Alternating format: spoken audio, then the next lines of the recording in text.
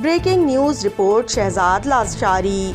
मीरपुर खास हल्का PS 46 के Pakistan peoples party के उम्मीदवार बराए सूबाई असम्बली सैयद जुल्फ़िकार अली शाह को नामालूम अफराद की जानिब से अपनी इलेक्शन मुहिम के सिलसिले में गाँव उमर भगियों से वापसी पर मीरपुर खास आते हुए बाईपास पर गोलियों का निशाना बनाया गया।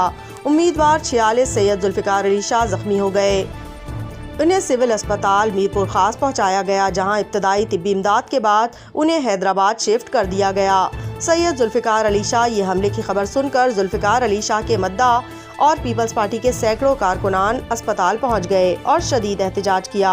एहतजाज करने वालों का कहना था कि हमें हर सूरत हमला आवर चाहिए, वरना हम रोड ब्लॉक करेंगे, धरने देंगे और भूख हड़ताल भी करेंगे। हम सब कुछ करेंगे मगर हमला आवर गिरफ्तार करवा कर छोड़ेंगे।